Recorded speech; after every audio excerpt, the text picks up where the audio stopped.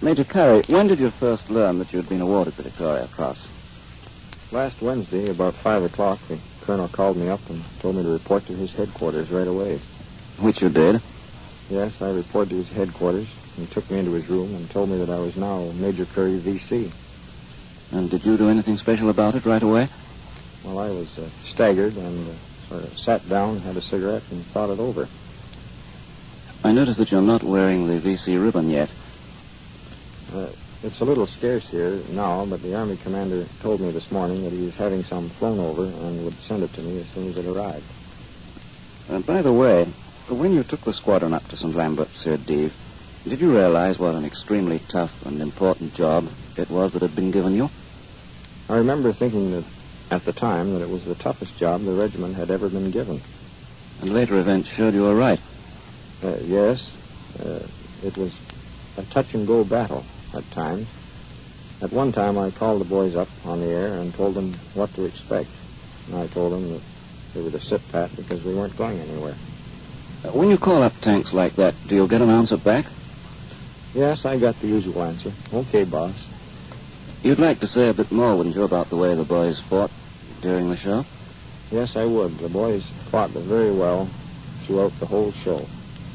And I remember one counterattack in particular where the boys, the Jerrys, I should say, came in so fast and thick that they climbed all over the tanks. And the boys were fending them off with pistols, grenades, and in one instance, swinging the turret of the tank around to knock them off the tank. And they drove them back, I suppose. Yes, they held them off that time. I understand that you made some recommendations of your own among your squadron after this battle. Didn't you, Major Currie? Yes, I made some. One in particular. He was a trooper at that time. He's now a corporal. Ottenbright. His tank was knocked out during that action. Himself and his crew captured. He escaped from the German lines, came back to my own headquarters, and took over another tank that was there, the crew commander of this tank having been wounded. He fought this tank throughout the whole action. And he's been decorated, hasn't he? Yes, he's received the MM. You know, Major Currie, your wife will be listening to this in Owen Sound. Isn't there something you'd like to say to her? Yes, I would like to say hello, to send her my love, and also to my son. I think she'd probably be a little mad at me because I promised her when I came overseas that I'd keep my head way down.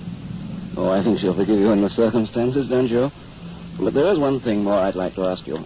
Would you mind telling us a little bit of what it's like to be a VC? Sure, I'll tell you about it.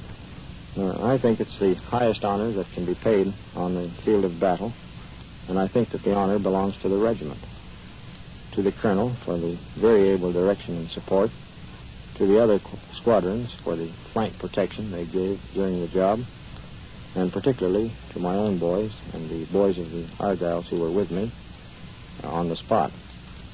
I also think that had either of the other two fighting squadrons been given the job, that it would have been done just as well. Thank you very much, sir.